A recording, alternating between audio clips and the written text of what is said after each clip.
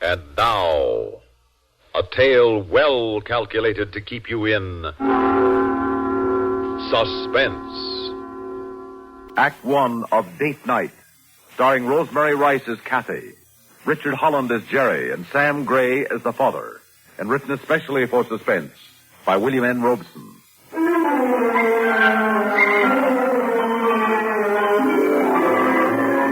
A father can't be too careful, not where his daughter's concerned. That's what fathers are for. But, Daddy... No buts about it, Button. I want to meet this young man. I assure you, he's a perfectly respectable, charming, intelligent young man. Oh, then you should be proud to introduce him to your parents. Mother? Your father's right, Kathy. Oh, but it's so medieval. Like I was still in dancing school or something. Not at all, Button. Father, will you please stop calling me Button? I'm 16, I wear lipstick and high heels, and I no longer respond to that thoroughly reprehensible and childish word button. My name is Kathy. I beg your pardon, Kathy. A father sometimes forgets. Well, don't, please.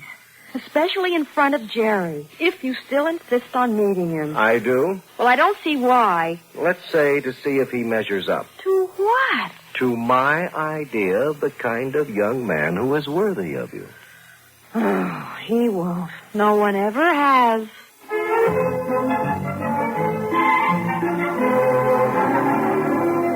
She was right, of course. No one ever has seemed worthy of her. And this Jerry was no exception. He was lanky and tall, and his scrubbed and freshly shaved face displayed 2 razor nicks and a lingering acne. The charm and intelligence with which my daughter endowed him escaped me. Nice weather we're having. Yes, sir. Weatherman says we're due for a change. Oh, we are? Yes. Well, Kathy shouldn't be very long. Yes, sir. That'll give you a slight idea of his conversational prowess. The absence, or weakness at least, of the chin disturbed me too, but of course not enough to justify forbidding my daughter to go out with him. But enough to make me uneasy and feed a growing premonition. And then Kathy burst into the room, face flushed with eagerness, eyes bright, lovely beyond belief in her new formal. Much too lovely for this lanky lump. Oh, you two have met, I see. Yes, it was inevitable. Hi. Hi. Well, I'm ready. You ready, Jerry? Yeah, ready. Well, let's go then. Just a minute, please. What is it, Father? When are your mother and I to expect you home? We won't be late. I want to know when. Mother, you heard your father, dear. What time will this dance be over, Jerry? Midnight, sir. Mm-hmm. Then you should have Kathy home a few minutes after. Father! Shouldn't you? Oh, well, I'll try, sir. It's all the way on the other side of town. Daddy, the kids may want to stop on the way home. Stop? Where? What for? Oh, I don't know. A malt or a hamburger or something. At midnight in a public restaurant? Yes. Oh, no. A properly chaperoned dance is one thing. A public restaurant at midnight is quite another. You'll bring her straight home, won't you, Jerry? Yes, sir. Mother. You better hurry, dear, or you'll be late. Yes, Mother. Have a good time. How can I, now that Daddy spoiled it all? Come on, Jerry. We might as well try to salvage what's left of the evening. Now, what's got into her? At midnight, a public restaurant. Oh, Dan, have you forgotten? Forgotten what? Our high school dances. Did you ever bring me straight home? Well, that was different. Anyway, there's something not quite straight about that young man. He's shifty-eyed. I don't think I trust him. You have forgotten, haven't you? But then you never knew what it was like to be a 16-year-old girl. Of course I didn't, but I sure do remember what it was like to be a 16-year-old boy.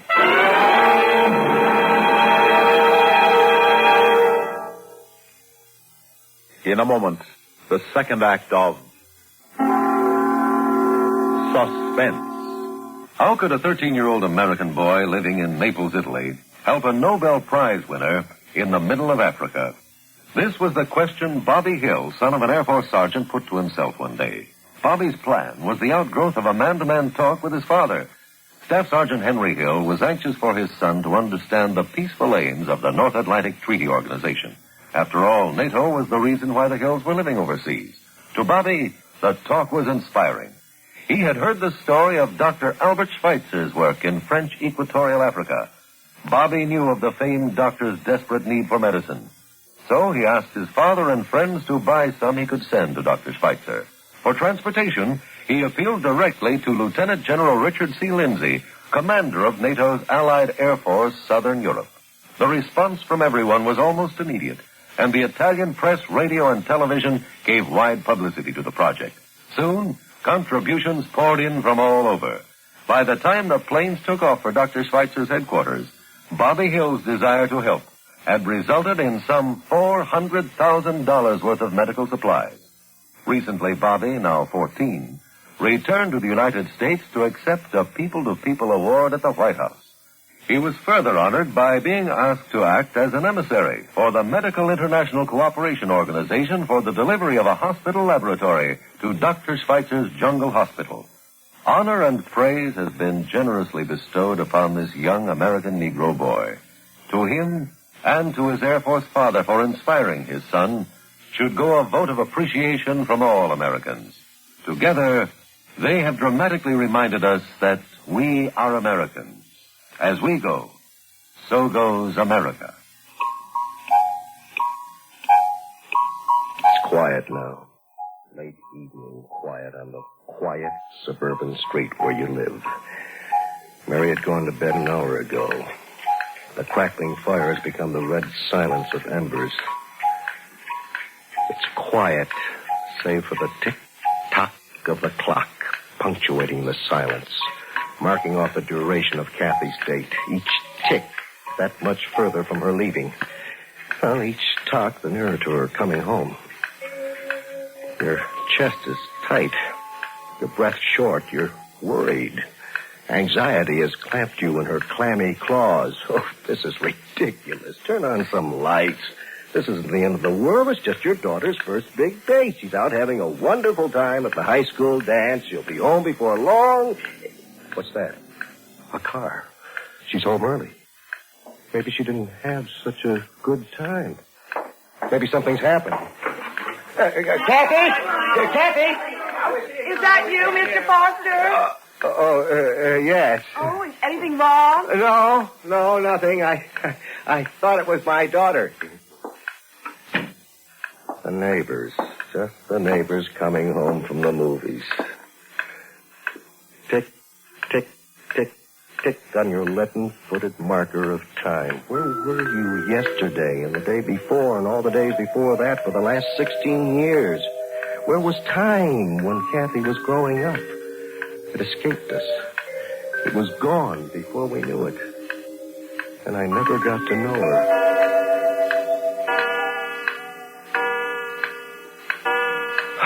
Midnight at last. The orchestra will be playing the last strains of Goodnight, Sweetheart. The boys will be lining up, pushing and jostling at the cloakroom for the girls' raps. The girls chattering like a tree full of birds, tired but not admitting it. Their makeup slightly askew now. Their hair is somewhat out of place, damp where cheeks had touched. The party's over and it's time to go home. Hurry, hurry before the coach turns to a pumpkin and the white horses are flying. Here I am, over here. Oh, yeah. Mustn't lose you, sugar, because you're the sweetest. Jerry, really? Oh, you know it, sweet. Well, let's split out, huh? Yes, I guess we've got to, or my father will split.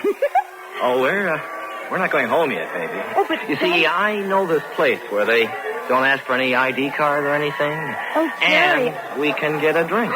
Jerry, You're not afraid, are you? No, but Daddy said that I have... heard him. But you're a big girl now, aren't you?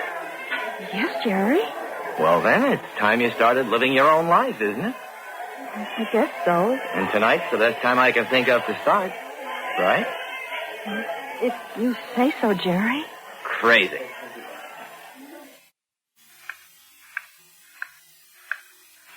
That's the way it is. You're sure that's the way it is. You should have followed your instincts and forbidden Kathy to go out with this friend. You knew it from the moment he walked through the front door, shifty-eyed, evasive, a criminal face.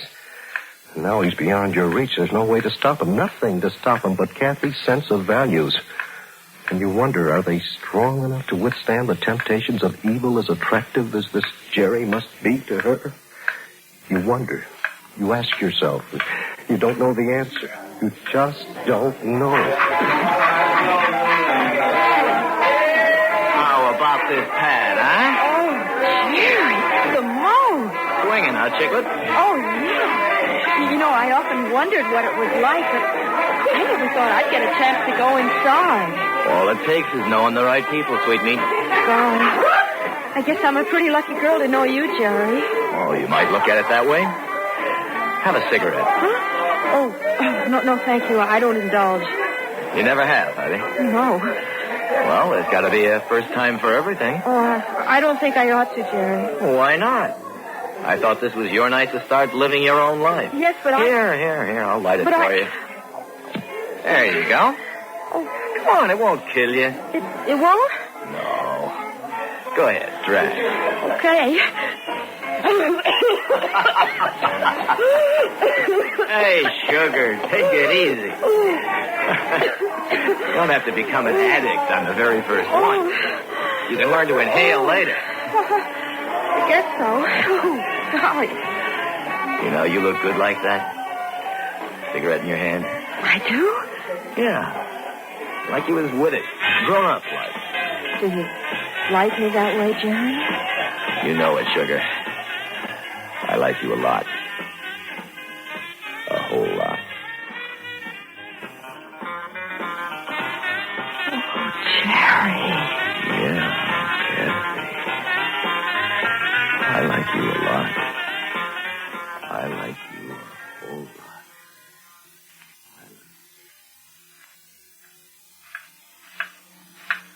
I've got to do something. I can't just sit here. I've got to find her before it's too late. The yellow book. She must have such places. I've got to stop her before she makes the greatest mistake of her life. Cafes, coffee houses. Coffee house, yes, that's where she'd be. Coffee houses. That's where a scoundrel like that Jerry would take her. Here, the Midnight Espresso. Probably a beatnik coffee house. That sounds right.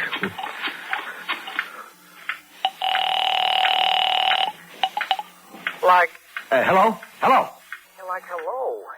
Is this the Midnight Espresso? Crazy. Is my daughter there? Like who? My daughter. Is she there?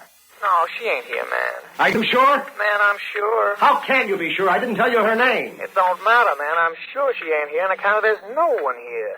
The Midnight Espresso ain't that midnight, man. We're closed. And like you interrupted my sleep, and that ain't too cool. Where then? Where else could she be? Clubs, supper clubs, nightclubs, the Black Kitten. Oh, Black Kitten. That sounds sinister enough. Maybe she's there. She's got to be there. She's got to be.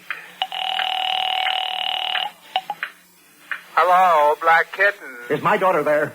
Well, there's a lot of people here, sir, but I've no idea if one of them's your daughter. Oh, she's very pretty. She has brown hair, and she's 16. So she's not here. How can you be so positive? She's a teenager, so she's not here. Are you sure? Certainly I'm sure. We don't do business with teenagers unless their parents accompany them. And you obviously aren't with her, so she's out for no good, right? Well, I hope not. So do I. But she's certainly not going to get in trouble here, because she can't get in the door. All right. Thank you very much. Of course, I should have known respectable places like the Black Kitten can't afford to take chances. But there must be others that don't care. There are always dives that are willing to profit from human weakness. You hear about them. You read about them in the papers after the trouble, after they've been raided, after someone's been murdered, or worse.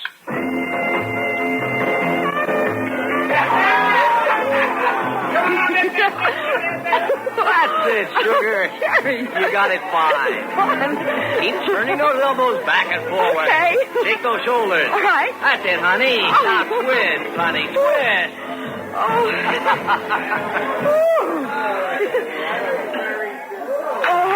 Jerry.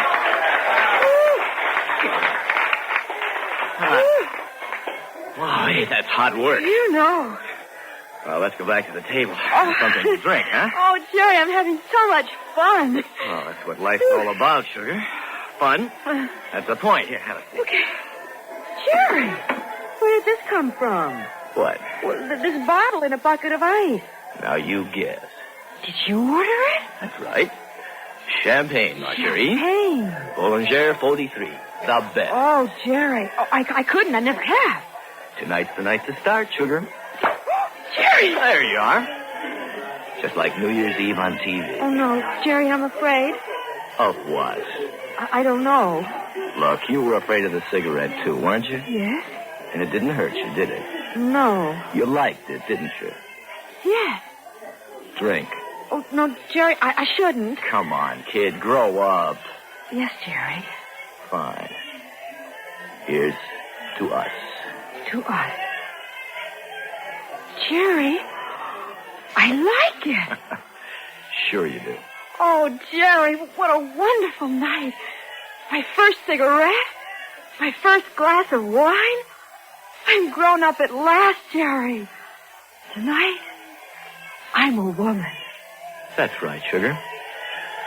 Tonight, you're going to become a woman.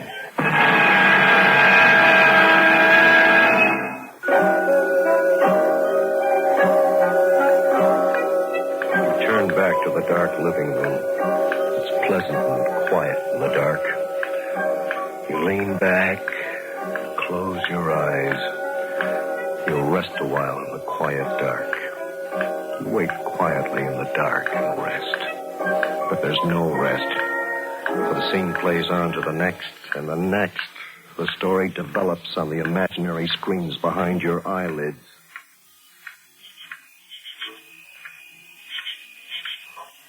No, Jerry. I said no. Why not? What's the matter with you all of a sudden? Look, it's late, Jerry, and I've got to get home. Oh, now you've got to get home. Please. After I show you the time, after I go all out. Champagne, the works. What do I get for it? I gotta go home. Please, Jerry, take me home. I will take you home in the fullness of time. How about that? The fullness of time. That means when I get good and ready. Jerry. Come on, Kathy. Come on. How about a kiss? Oh, please, Jerry, be nice. Oh, I'll be nice, honey. You have no idea how nice I'll be. Jerry, stop it. Come on. Tonight you're a woman, remember? I said stop it. You slapped me. I meant to. Now take me home. All right, Catherine. I'll take you home. I'll take you home like you've never been taken home before.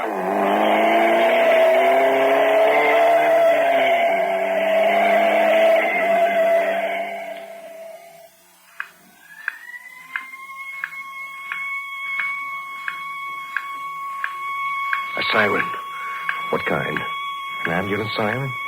Well, maybe not. Listen carefully. Police cars have a deeper sound. Fire engines waver. No, it's an ambulance, all right. Something's happened to Kathy.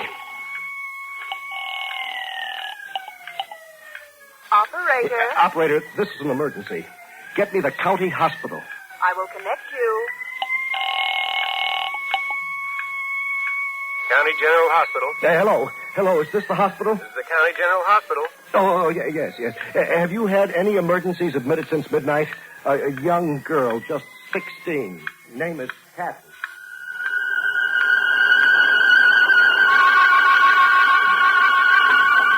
Central Police, Sergeant Shea speaking. Have you had any accidents reported in the last hour or so involving a young boy and girl? They were driving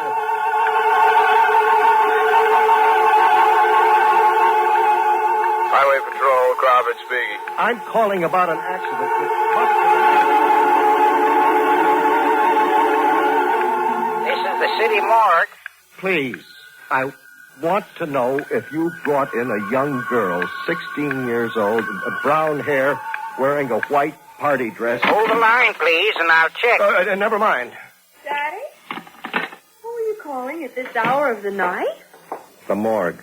Why? What's the matter? What's happened? Suppose you tell me. Oh, I'm sorry we're late, Daddy. You see... And you, young man, what have you got to say? Well, sir, you see, it was like this. Excuses, alibis. I thought I told you to bring Kathy straight home after the dance. Yes, sir, you did. Well, then? What's all the shouting for? Oh, you're home, dear. Yes, Mother. Did you have a good time? We can save the social notes until later. I want to know where this young man has been with my daughter until dawn. It's only a little after 2, Dad. It's quite a bit after the time you were due home. Young man, I ought to give you a sound thrashing. Oh, Dan, really? You stay out of this. You should be taught that you can't go around taking advantage of every young girl you meet. Daddy, what an awful thing to say. Let me smell your breath. Why? Do you mean to stand there and tell me you were not smoking tonight? Yes, Daddy, you know I don't smoke. And are you going to deny, young man, that you forced my daughter to drink champagne? Who, me? Daddy, what I'd like to know is what have you been drinking? You keep a civil tongue in your head when you speak to your father. Now, Dan, perhaps if you'll keep a quiet tongue in yours. What a thing to say to your father after the night you put me through. Sitting here getting more and more worried as it got later and later until I was sure something terrible had happened to you. Do you realize I've phoned every police station and hospital in 3 counties? And I was just starting on the morgues when you walked in. That's what you put me through tonight, my little lady. And then you say a thing like that to your father. I'm sorry, Daddy, but if you haven't been drinking, then your imagination's sure been working overtime. And if you'll just simmer down, I'm sure Kathy and Jerry can explain everything. Very well, very well. I'm a reasonable man. I'll listen. But it better be good. Now, Jerry, would you care to explain? Well, yes. We started straight home right after the dance, like you said. Mm-hmm. And to save time, I took the shortcut through Mill Run. Well, right in the middle of that deserted stretch, I had a flat tire. Oh, what a shame. A likely story. But it's the truth. Truth. And then I found I didn't have a jack in the car. So we had to walk. Both of you? Well, I couldn't leave Kathy alone while I went for help. Oh, we must have walked a couple of miles in the Oh, dark. it wasn't more than a mile. Oh, anyway, Mother, it was real spooky. And Mother... We finally found a service station that was open, and the man drove us back and changed the tire, and here we are. Well, I'm sorry we upset you so, but I got her home just as fast as I could. What about the smoking? Smoking? And the champagne? Champagne? Yes, and the necking in a parked car. Mother, you're imagining things. Oh, you say you were in a service station, hmm? They do have telephones, you know. Yes, Daddy, they do, and I tried to call you, didn't I, Jerry? That's right. And I suppose you're going to tell me the phone didn't answer. Oh, no, it was busy. I kept trying and trying, but it was always busy. Busy? Who would be using our phone in the middle of the night? You? Me? Yes, and if you hadn't tied up the phone calling up those hospitals and police stations and morgues, I'd have been able to get through and tell you I was all right. Oh. Why don't you come to bed now, dear? You've had such a trying evening. You must be exhausted.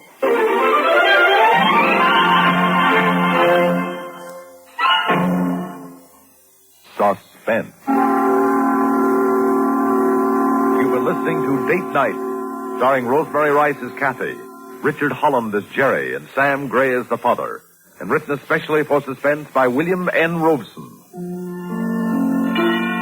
Suspense is produced and directed by Bruno Zerato Jr., music supervision by Ethel Huber. Featured in tonight's story were Tony Darnay, Freddie Chandler, Jack Grimes, Lawson Serby, Bill Lipton, William Mason, and Guy Rep.